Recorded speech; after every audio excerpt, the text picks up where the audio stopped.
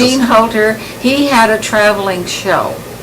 And my mother, all of a sudden, she said, okay, we got to move these horses here because Gene's going to rent the stalls for a couple of 3 months or so until he goes out on the road again.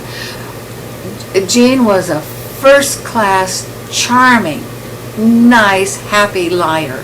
He could not tell the truth if he was dying. And so he started on all these big stories about these horses and these zebras and everything. And he had these little dwarf cattle, which he said were lost cattle found in the Grand Canyon. He had Peruvian cavy bears, which was nothing more than a long-haired guinea pig, which nobody knew about the long-haired guinea pig. He had these circus mice, which was no more than plain mice with different colors.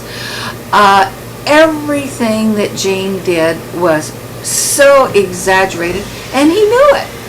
And he would look, and you could see the pleasure in his face when somebody believed him.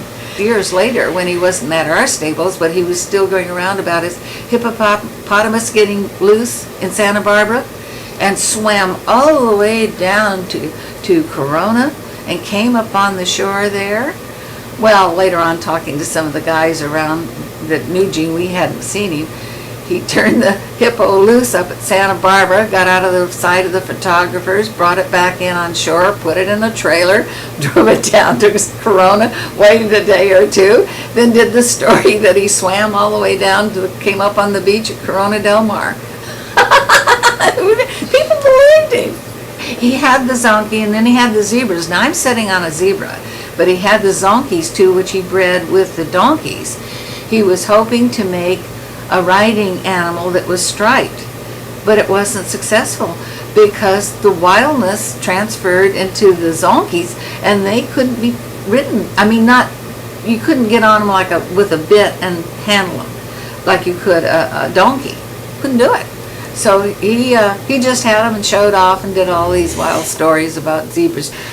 Gene was such a fascinating human being. He loved to be wrong. He loved to fool people.